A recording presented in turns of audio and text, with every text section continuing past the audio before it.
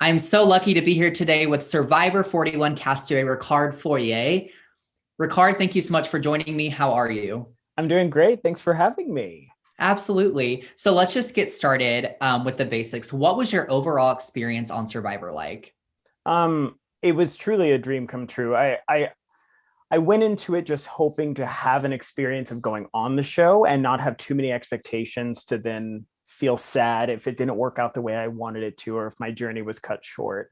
And I also had a backup of no matter when I got home, I was going to be able to have my new baby coming. I had a lot more to focus on than just moping if I didn't win or make it far.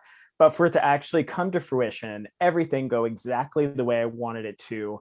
And I mean, I was just a day short, and yeah, I lost, but my experience was exactly what I wanted. And I have Mm-hmm. zero regrets with my gameplay. So I don't know what Mm-hmm. more I could ask for other than Absolutely. literally winning.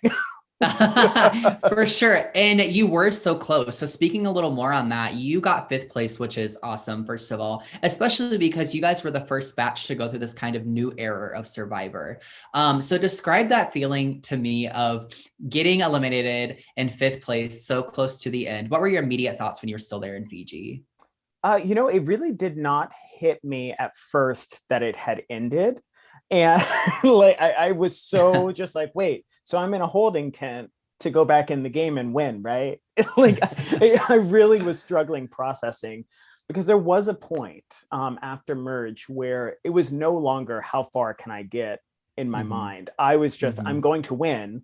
Let me just pick the best path and the easiest path forward. And Mm-hmm. so only also getting one more day in Fiji before I flew home. I didn't really even process it in Fiji. I think on the flight home was the first time I really cried. Like the first time it Mm-hmm. really hit me that it had not panned out. Yeah, yeah. I can totally understand that. And I literally cannot imagine coming so close just to be there. And you played such a strong game. You know, you were winning immunities and you were well aligned. Speaking of allies, I think one of the most talked about things with season 41 was your alliance with Shan. Talk me through that, what it was like working with her on your season. Honestly, it was everything I wanted.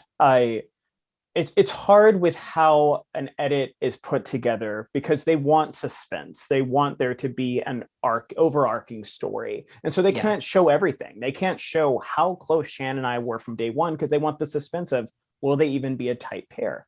Mm-hmm. We I loved my friendship with her out there. She was the Mm-hmm. best person I could imagine playing with. She was a light to be around. She's such a strong force as a human being, where even if I have the worst fight with her, I'm sure she could wander her little butt in here and be like, "Hi, Ricard," and I would just give her the biggest hug and fall right back in love. Yeah. It was just such a fun experience and a little like behind the scenes.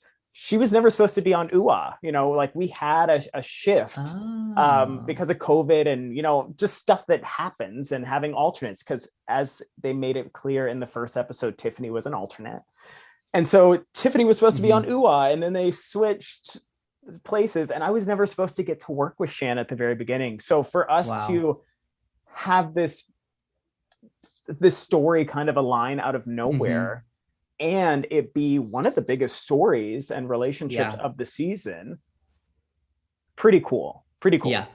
Yeah, absolutely.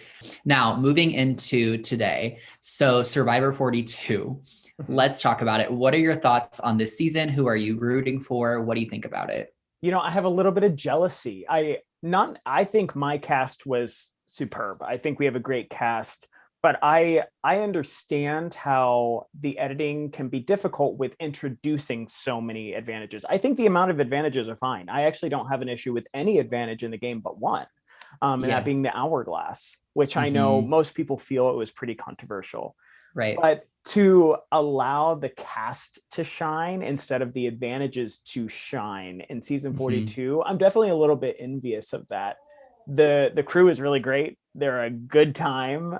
They're so funny to watch. They very much remind me of Gabon, that cast Mm-hmm. years ago, and just like how quirky and weird, and you're just like, what are we watching Survivor or just like this dysfunctional family? And it's really, Yeah. really fun to watch. And I definitely have a few favorites. I hope they stay in the game long term. Okay. So if you're willing to divulge, who do you think has the best shot at winning at this point? It's tough for me to say who I think the best shot at winning is, Mm-hmm. because it's pretty hard to read this season. I think my Yeah. favorites, though, I have a soft spot for High. Okay. Drea, love her, and actually Mm-hmm. Mike. Like, I Okay, that's a love shocker. Mike so. He's so funny. Him losing the idol and not really knowing what's going on, but Mm-hmm. still having a pulse on the game. He's pretty Mm-hmm. fun to watch. Mm-hmm. Tell people where they can find you on social, on online to continue to follow you in your journey. Please look on Twitter and Instagram at Ricard Foye. It's just my name. Keep up with my thoughts on Survivor in general by listening to Drop Your Buffs podcast. You can find Drop Your Buffs pod. I said it wrong on a different podcast and it was a whole ordeal. So Drop Your Buffs pod on Instagram. And just honestly, just type in my name. I'm the only Ricard in the US that I know of. So it's pretty easy to find me. Awesome. Well, Ricard, thank you again for joining me today. And for all of our viewers out there, continue to watch this season and all past seasons on Paramount Plus or CBS.com.